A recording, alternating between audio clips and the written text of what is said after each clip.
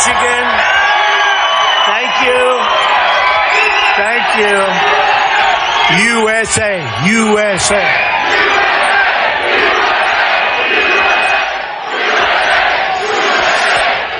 Well, I want to thank everybody. This is an amazing turnout. This is a record. Outside, we have 4,000 people. You do know that. Meaning, when I'm finished with you, I'll go see them for a couple of minutes. But you got the prime location. Right. And you set a record today. Biggest crowd they've ever had here. So, that's pretty good. A lot of things are happening. The new poll came out, CNN, a couple of days ago, 49% for Trump, right? Lightweight Senator Marco Rubio, 16. Lion Senator Ted Cruz, 15. Kasich is at 6. So, that's the new CNN poll, so I thought I'd give you that. It's nice. I love those polls when they're good. Now, if they're no good, I don't report them. People always say, why do you always talk about the polls? I said, when you're number one, you talk about them. If you're number 2, 3, 4, 5, 6, 7. When we had 17 people, somebody was 17. I wouldn't talk about the poll if I was 17, right? So I just want to thank everybody. Special place, great state. And remember, on Tuesday, you have to get out and vote. Otherwise, we're all wasting time. You got to get out and vote. You got to get out and vote. I just had another group. We had a fantastic group at a different part, and they're very much into the world of automobiles and cars. And I actually devoted most of the speech to that and what's going on with the car industry and how Mexico is taking our business away from us. And we're not letting it happen anymore, folks. Japan, Mexico, every place. I mean, they're all taking it away. You know, we're like the people that don't know what they're doing. That's not going to happen anymore. That's right. That's not going to happen anymore. So we had a whole day of that, and we had an amazing group, a massive room, and it was packed. It was packed, and they're all packed because people are tired of being pushed around. You know, in a certain way, I used to say it's the silent majority, but it's really not a silent majority anymore, you know. It's a very, very noisy majority. Very, very noisy. And, you know, the establishment people, the people that lost the last 2 elections, and frankly, it would have lost more than that. I mean, they are losing. They are losing a lot. But they have no clue. They have no clue. They don't know how to win. They don't know. I love you too, even though it's a guy. I love you too. I love you too. I love the people. I love my people. You know, we have every poll said that Trump has people. They won't leave him. It doesn't make any difference. They love him. And I'll tell you, I love you. And I mean that too. Loyalty. You know, some of these people have like a 10% loyalty, meaning if they sneeze in the wrong direction, they're gone. With me, I think I can do almost anything, and you're with me, right? We had a good debate last night. Last night was great. I enjoyed it. I thought it was going to be even tougher. It was pretty nasty, actually, but I thought it was even going to be tougher. You take a deep breath, you walk in, and then you go boom, boom, boom. But it was really interesting, and every one of the polls, every single one of them, Drudge and everyone. Drudge is an incredible guy, by the way, but Drudge and all of them, every single poll had me winning big leagues, so that's good. I like that. Don't we love to win? I love to win. You know, our country does not win anymore. You understand that.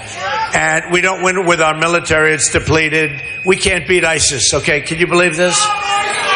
You know, there was a time when we could beat Germany, we could beat Japan, we could beat anybody.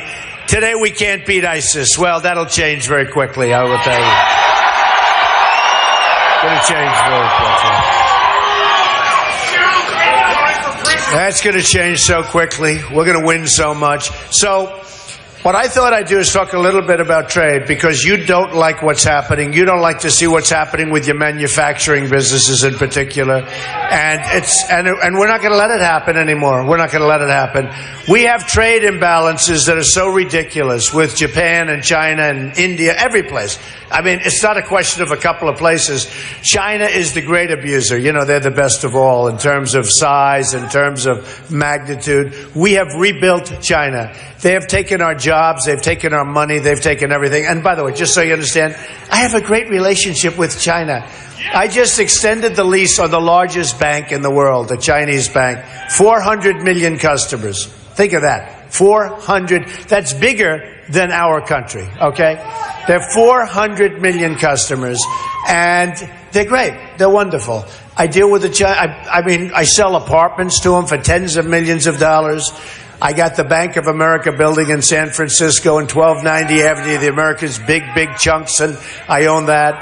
By the way, I own many big jobs, many big buildings all over the place. We're building all over the world. We have many jobs going on right now. We're signing new deals.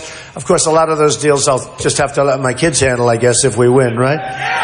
Believe me. Because I will have absolutely no interest in those deals. I will only have interest in one thing: making America great again. Much more important. Much more important. And so I just look, and you know, it began on June 16th when I came down the famous escalator ride. And I came down, and I've never seen so many cameras. I always say, I joke, it was like the Academy Awards. I've never seen so many cameras in Trump Tower, in New York. And I made a speech, and I talked about illegal immigration. And all of a sudden, it became like a storm. It was unbelievable. And it was a tough period, actually, because I had no idea that I hit something so severely. And that was something, I knew it was a big problem. I didn't know to the extent of the problem. It turned out to be a much bigger problem than anyone knew. I was right 100%. I shot to the top of the polls, and I've been there ever since. I mean, we've been there ever since.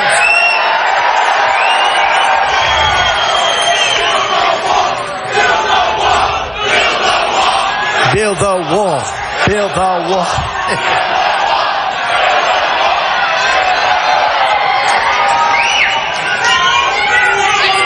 We will build the wall, believe me. And who is going to pay for the wall? Who? 100%, folks. 100. I don't mean like 99.2%. I mean 100%. So we have a trade deficit with Mexico of $58 billion a year. We have real geniuses negotiating these deals, right? We lose $58 billion a year. The wall's going to cost $10 billion. So immediately you say, well, if essentially they're swapping out $58 billion, and if the wall's going to cost 10, there aren't too many people that have to be totally genius to know we are going to have Mexico pay for the wall. You know, these politicians come up here like lightweight Marco Rubio, like Lion Ted Cruz. He gets in and he holds up the Bible and he talks the Bible, and then he puts the Bible down and then he lies. I never saw a guy lie like this guy. I call him Lion Ted. He's Lion Ted Cruz. He can lie about anything. And you know, it's interesting. The evangelicals, who I love, they got wise to Lion Ted Cruz. And you know what? I have every single poll now. I'm winning with the evangelicals. I won in South Carolina. They don't like liars. They don't like liars. These are very smart people, and they're wise to it. So it's been amazing, because he was supposed to win in South Carolina. It was 67% evangelicals, and I won in a landslide. And I won with the evangelicals, substantially too, by a lot. And in Nevada, I won with the evangelicals. I win with the evangelicals. It's been an amazing thing. So we had some amazing, wonderful places. I've gotten to know so many parts. New Hampshire, I love New Hampshire because that's the start. And by the way, I made a pledge to New Hampshire. They have a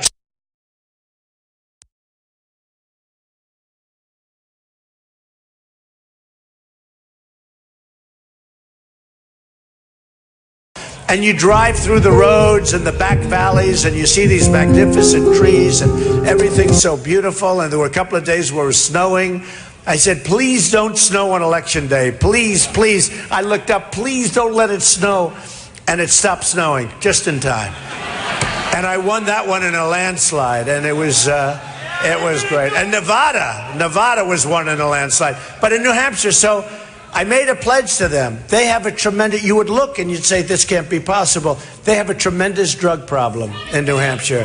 It's a heroin problem, and so do you. And by the way, so does the whole country, okay?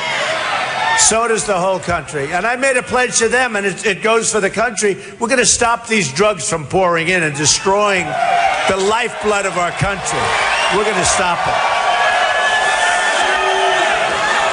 This is why when we say wall, we're going to build a wall that's going to be a real wall. It's going to be a wall that works. It's going to be a wall that people aren't going to come through with their trucks. They drive over. We have walls this big. They drive over the wall. Did you ever see the picture of the ramp? They do a ramp up, down, trucks loaded up with drugs into our country. We get the drugs, they get the cash, and it goes back into Mexico. Not going to happen anymore, folks.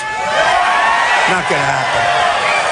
So we're going to stop it, and we're going to build a real wall. And you probably saw and it's going to be, see that ceiling, right? That ceiling is peanuts. That ceiling is peanuts. Well, you know the story. When Vicente Fox, right? He came out, and he used the F word. He used the F-bomb. He threw out the F-bomb. Can you imagine if I did that? I wouldn't be allowed to be here today. It would be a national disgrace. Nobody even called him on it. He said, we will not build a you-know-what wall, and we will not pay for the wall. Now, it's sort of interesting. His anger was so incredible, and it wasn't because of the wall. It was because somebody was actually telling them that it's not going to happen that way anymore. They're not used to it. Mexico and all of these other countries. I have a great relationship with Mexico and the Mexican people. I employ thousands of Hispanics, thousands, right now. Over the year, tens of thousands over the years. And I understand these are great people, but their leaders are too smart for our leaders. They're too cunning. They're too quick. We don't know what the hell we're doing. We have people in Washington that don't know what they're doing. We have great Border Patrol people, and if we let them do the job even before the wall gets built, and which is getting built anyway, but if we let them do their job, these are great people. I went to Laredo, Texas, at the invitation of Border Patrol. And they're devastated. These are great people that want to do their job, and they're told to stand back. And people will walk right through, just walk right through. We have no control. And without a border, without strong borders, you don't have a country, folks. You don't have a country. So we're going to straighten that out. But I was interested when he said that we will not pay for that wall, the anger on his face, the anger. And I watched him, and I said, that anger is not about paying for the wall. It's that somebody would actually speak back and would actually look at them and say, well, this is the way it's going to be. Because they're used to think of it. We lose 58, we have a trade deficit of 58 billion with Mexico. So when these lightweights come up to me and they say, you can't get Mexico to pay for the wall, I said 100%. I said 100%. Not 99, I said 100%. They say, how can you get them? Now you have to understand, 3 months ago they said, you can't build a wall. Now they're all saying you can. In fact, when Fox was interviewed, he said, we won't pay for the wall. He used to say, we won't let you build a wall. So we've come a long way. Now he knows the wall's going to be built. But as I explained to these people that I'm running against, nasty people, they're nasty. As I explained to little Marco and the other one, I said, look, I said, Marco, when you're losing 58 billion, when you have a trade deficit of 58 billion, it's really, really, really easy to get a $10 billion wall built, and they will pay, okay? It's really easy. But I don't think he understood what I meant, right? We understand. So it's going to happen. It's going to happen, but we need somebody that's done great in business, and we need somebody with a business instinct, and believe me, we need it bigger than that's one example. We have now $19 trillion in debt. Nobody even knows what that means. $19 trillion. We have the greatest business people in the world in our country, and we don't use them to negotiate trade deals. And they're dying to do it. They're dying to do it. They called me, Carl Icahn, a great guy. Carl Icahn, we have others, the best in the world. They want to do it. They don't want money. They don't want to be paid. Right now, we have political hacks negotiating the biggest deals. When China negotiates, they have waves of people, all the smartest people. They put their smartest people, negotiate with the United States, drain them of their money, drain them of their jobs, bring the jobs back to China. And I'm not knocking China. I think China's great. But again,